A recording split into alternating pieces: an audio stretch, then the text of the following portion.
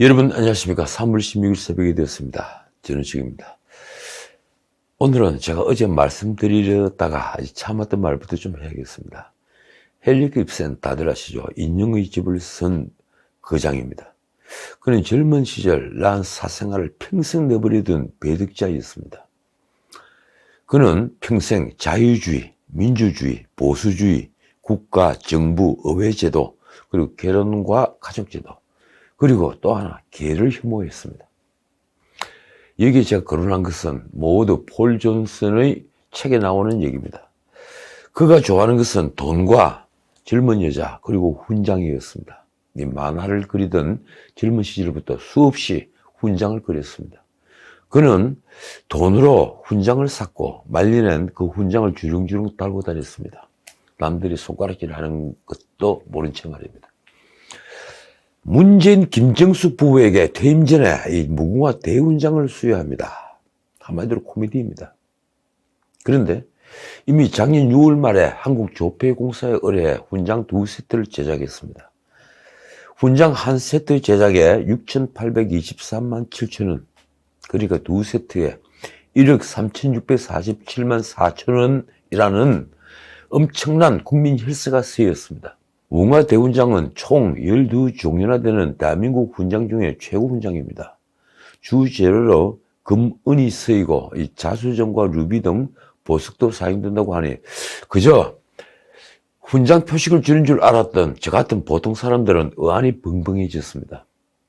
그런데 더 놀라운 건 무궁화 훈장은 상훈법에 따라 대통령 및 그 배우자 그리고 우방원수 및 그 배우자 등에게 수여하는 것으로서 문재인 부부가 받는다면 이런 셀프 수여를 하는 것입니다.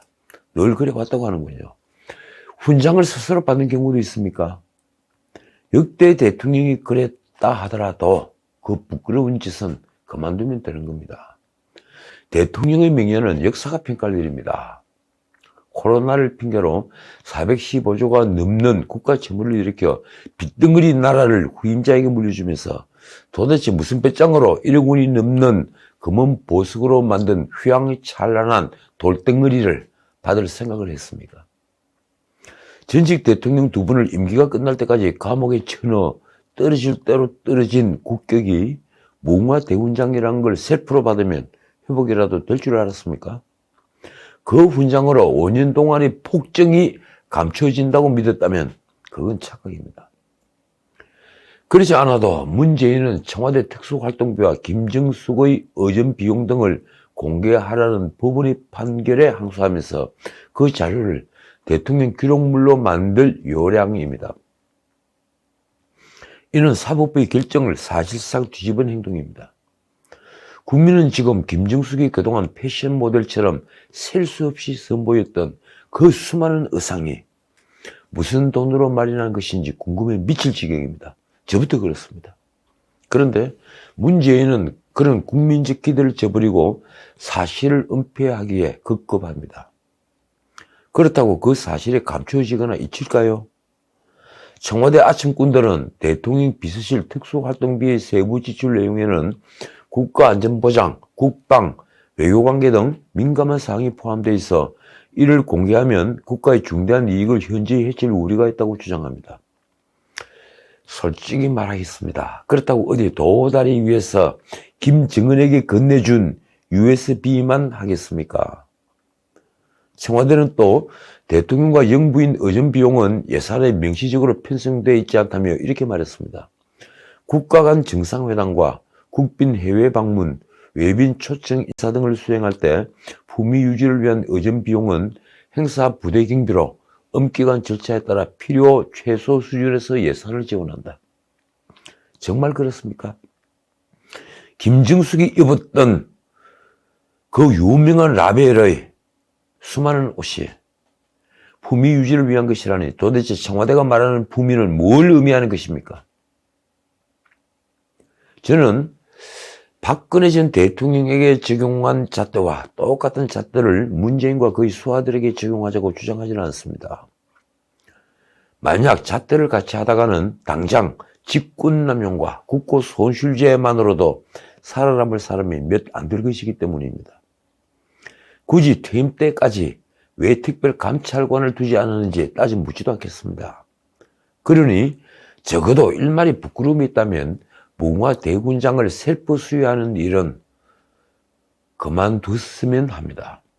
국민의 한 사람으로서, 그리고 지금까지 내라는 세금을 꼬박꼬박 다 낸 국민으로서 그런 낯두꺼운 일만은 제발 말았으면 합니다. 그것은 지난 5년 동안 나보다 못한 사람에게 통치당한 자의 남아있는 마지막 자존심입니다. 자, 윤석열 후보가 당선된 지 벌써 5일이 지났습니다.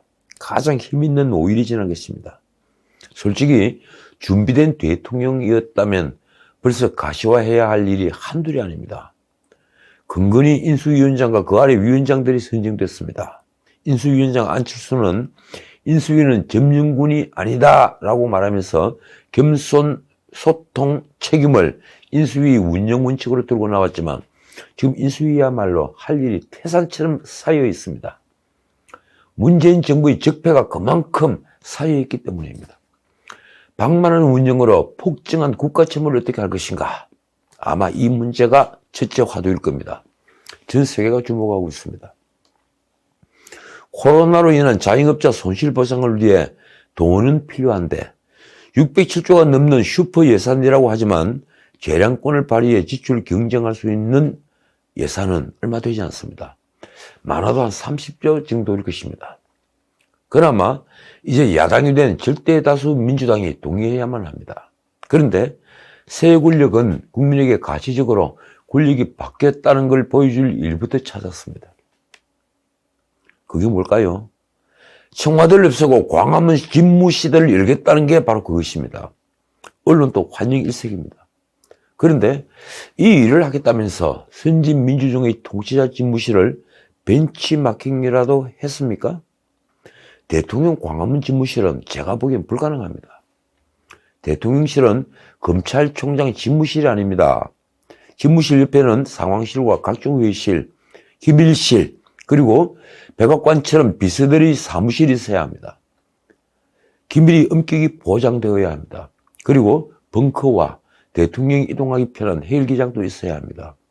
무엇보다 경호가 쉬워야 하며 그것보다 더 중요한 것은 참모들인 장관들의 사무실이 가까워야 한다는 것입니다. 우리처럼 대통령의 참모가 저 멀리 세종시에 있어서는 행정의 비효율은 차치하고서라도 국가 위기 상황에서 대처 능력이 현저히 떨어집니다. 그런데도 지금껏 언론은 국회 기능을 세종시로 일부 옮기면 모든 문제가 해결된다고 했습니다. 무엇이 문제인지 몰랐던 것입니다. 미국, 영국, 일본 같은 선진국들은 하나같이 통치자의 참모들이 걸어서 10분 거리 안에 위치해 있습니다. 그렇다면 대통령이 광화문에 나오는 게 해결책이 아닙니다. 인수위 주변에서는 국방부를 새 청와대로 하면 모든 문제가 해결된다는 말까지 나왔습니다. 국방부를 계룡대로 옮기고 합참은 비상훈련을 할 때처럼 남태령 수방사 자리로 옮기면 된다고 합니다. 그렇더라도 대통령 주변에 대통령의 참모인 장관들이 있어야 한다는 조건은 충족할 수 없습니다. 합참을 옮기는 것만 하더라도 많은 시간이 소요됩니다. 생각처럼 쉽지 않습니다. 하물며 대한민국의 사령탑인 청와대를 옮기는 일은 세밀한 계획과 그리고 연습이 동반되어야 하는 지난한 과제입니다. 국정은 단 1초라도 끊을 수 없기 때문입니다. 결코 시간을 정해놓고 서둘 일이 아니라는 말입니다. 그것보다 더 급한 일은 윤석열 후보 1호 공약인 50조 원 규모의 소상공인 지원을 구체화하는 일입니다. 국민의힘은 새 정부 출범 전에 2차 추경 편성을 목적으로 민주당과 협의에 나서기로 했습니다. 16일 윤석열 문재인 회동에도 MB 사명과 함께 이 문제가 테이블 위에 오를 것입니다. 문제는 윤석열 당선인이 후보 시절 장담을 한 50조 원입니다. 이 50조 원은 올해 국방 예산 약 54조에 거의 범가는 규모로서 예산 지출 경쟁을 해서는 도저히 마련할 수 없는 돈인 겁니다. 어떻든 현재로서는 1차 추경 17조 원을 제외하더라도 33조 원을 더 투입해야 하며 그 대부분은 국채로 조달할 수밖에 없어 보입니다. 지금으로서는 올해 예산을 재검토해서 불효불급한 정책은 과감히 구조조정해서 우선 두 번째 손실보상금 지급을 준비하는 수밖에 없습니다. 문제는 윤석열 당선인이 던진 수많은 포퓰리즘적 공약입니다. 대선 전에 신문 사설에서도 그거 다 재조정해야 된다는 글이 수없이 쏟아졌죠. 예컨대 이 병사 월급을 200만 원 주겠다. 이 공약은 기간 사병 모병제 병용 정책과 함께 사회적 토론 과정을 거쳐야 할 문제입니다. 기초임금을 40만 원으로 올리겠다는 공약 역시 재정 추계가 우선돼야 합니다. 두 공약을 시행하는 데는 매년 13조 9천억 원의 예산이 필요할 것으로 예상되지만 지금 현재 재원 마련 방안은 없습니다. 그 외에도 캠페인 과정에서 쏟아놓은 공약은 아주 많습니다. 예컨대 소득이 있는 청년이 10년간 70만 원 한도 내에서 저축을 하면 정부가 최대 40만 원씩 추가 적립해주는 청년 도약 계좌 공약이 그것입니다. 10년간 1억 원의 목돈을 모을 수 있도록 해준다는 것인데 이 역시 재검토가 필요합니다. 20살에서 34살까지 취업자가 작년 7월 기준 630만 명인 것을 고려하면 최대 한 해 수십조 원의 예산이 소요될 공약이니 말입니다. 인수위는 이런 일 말고도 시급을 다투는 일이 한둘이 아닙니다. 다들 아시겠지만 이미 북한이 순환공항 주변에 ICBM을 발사하기 위한 준비를 마쳤고 그 징후가 포착되고 있으니 윤석열 당선인은 지금 당장이라도 미국에 특사를 보내 한미 간의 안보 공조를 위한 논의를 시작해야 합니다. 그런데도 지금 새 권력 주변에서 흘러나오는 얘기들은 민정수석실을 없앤다. 이와 같이 대중의 민감한 문제들입니다. 민정수석실을 없애 정치보복 악순환을 끊는다는 헤드라인까지 등장했습니다. 솔직히 말해 윤석열 정부의 승패는 앞으로 50일에 달렸습니다. 그런데 제가 보기에는 준비 안 된 정부가 될 가능성이 아주 높습니다. 하긴 문재인이 소득주도 성장 정책부터 탈원전 정책까지 바꿔야 할 게 한둘이 아니라 모두 바꿔야 하니 그 로드맵을 만드는 일은 말처럼 쉬운 게 아닙니다. 그러나 일의 선우는 알아야 합니다. 무엇이 급한 것인지, 무슨 뒤로 좀 미뤄도 되는 것인지 그걸 알아야 한다는 겁니다. 지금처럼 국민에게 가시적인 변화를 보여주기 위해 광화문 시대를 연다는 식으로 접근하다가는 정말 중요한 문제가 뒷전으로 밀릴 수밖에 없습니다. 자, 어쨌든 이 민정수석실을 없애겠다는 윤석열 당선인의 방침은 반향이 아주 컸습니다. 윤 당선인은 안철수 권영세 원희룡 등과 차담회에서 차를 마시면서 일명 사직동 팀은 있을 수 없다며 민정수석실 폐지 방침을 밝혔습니다. 언론에 나온 윤석열 당선인의 말이 이렇습니다. 과거 사정기관을 장악한 민정수석실은 합법을 가장해 정치적 반대 세력을 통제하는 경우가 비일비재했고 세평 검증을 위장해 국민 신상 털기와 뒷조사를 벌여왔는데 이런 잔재를 청산하겠다. 그러자 청와대가 15일 제일 먼저 반응했습니다. 청와대 핵심 관계자의 말입니다. 지금 정부에서 하지 않았던 일을 민정수석실의 폐지 근거로 삼는 것은 적절하지 않다. 그의 말대로 민정수석실 존폐는 정책적 판단의 문제로 과거 DJ 정부에서도 일시적으로 폐지한 일이 있었습니다. 그런데 필요성이 커서 다시 둔 것을 윤석열 당선인이 그동안 민정수석실이 국민 신상 털기 등을 해왔다며 폐지 필요성을 언급하자 마치 문재인 정부에서 이런 일이 벌어진 것처럼 오인될 수 있다고 청와대가 발끈한 것입니다. 정말 그게 오인입니까? 제가 한 말씀 드리자면 이 민정수석실은 그 취지대로라면 절대 불필요한 조직이 아닙니다. 그런데 인사검증 문제만 해도 그렇습니다. 그동안 인사검증을 얼마나 충실히 했기에 조국을 민정수석에다 그리고 법무장관까지 밀어붙인 것입니까? 그것도 셀프 검증이었습니다. 문재인이 그런 민정수석실의 인사검증으로 야당 동의 없이 임명을 강행한 장관급 인사가 30명이 넘습니다. 그 민정수석실은 월권을 해서 조국은 헌법 개정안까지 발표하는 방자한 일까지 벌였습니다. 더욱이 청와대가 개입한 불법 관권 선거 사례인 울산시장 선거 개입 사건에도 민정수석실은 깊이 연루되어 있습니다. 민정수석실은 없어지겠지만 그 업무는 누가 어디서 하게 될까요? 자, 이 민주당의 당대표가 누군지 아십니까? 지금 민주당은 비상대책위원장이 당대표입니다. 민주당은 대선 패배 후에 송영길 지도부가 사퇴하고 비대위 체제로 전환했습니다. 그러면서 윤호중 원내대표와 박지현이라는 젊은 여성이 공동 비대위원장이 됐습니다. 당대표가 둘입니다. 두 사람은 함께 차기 전당대회까지 대선 패배 후유증을 수습하면서 6월 지방선거를 치르는 등 당을 수습해야 합니다. 놀랍지 않습니까?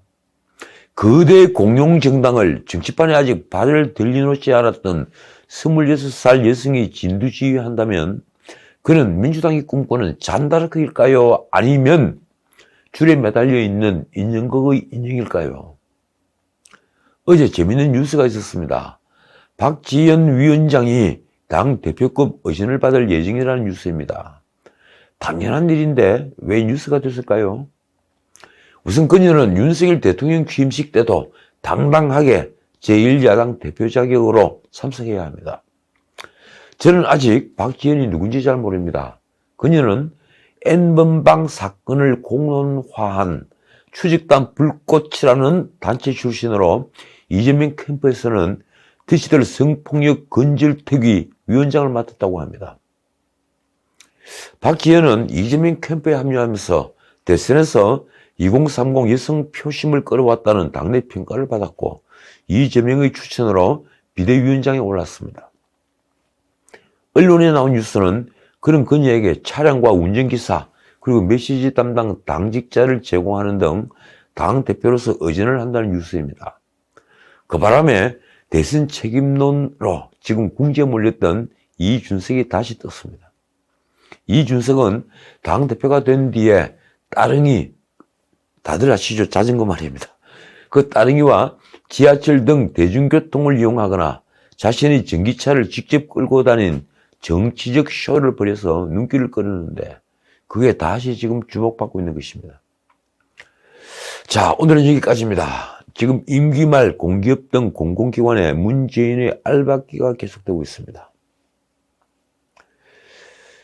당선인 측에서는 자제해달라고 요청했다고 하는군요. 이 판에 내년 5월로 임기가 끝나는 김오수 검찰총장의 거취가 지금 주목받고 있습니다. 실세 권성동은 10월 라디오에서 이렇게 말했습니다. 김 총장이 자신의 거취를 스스로 결정해야 되지 않나 생각한다. 임기가 남았지만 물러나는 것이 합당하다는 뜻입니다. 권성동의 말입니다. 본인이 총장으로서 수사 지휘를 제대로 했는지, 특히 대장동 백현동 사건 수사에 대해 지난번 국정감사에서 걱정하지 마라, 자기를 믿어달라고 했는데 아무런 성과가 없다. 그러면서 이렇게 덧붙이긴 했습니다. 앞으로 공명정대하게 자신의 처지에 관계없이 법과 원칙에 따라 수사할 각오와 의지가 있으면 임기를 채우는 것이고 같은 행태를 반복한다면 본인이 거취를 결정해야 한다. 그러면서 그는 윤석열 당선인이 사퇴를 압박하거나 종용하지는 않을 것이라고 선을 그었습니다. 민주당 조홍천은 앞서 같은 프로그램에 출연해서 이렇게 말했습니다. 김 총장의 임기를 보장하는 것이 윤석열 당선인의 언행일치가 된다고 본다. 법이 정한 검찰총장 임기를 보장해주지 못하는 것은 검찰 독립성 훼손이라는 주장입니다. 저는 지금 우리 민주주의의 비극을 보고 있습니다. 검찰총장은 자신의 칼을 잘 쓰면 대통령에 오르는 자리이지만 비굴한 처신으로 오욕의 상징이 되는 자리이기도 합니다. 지금까지 전은책이었습니다.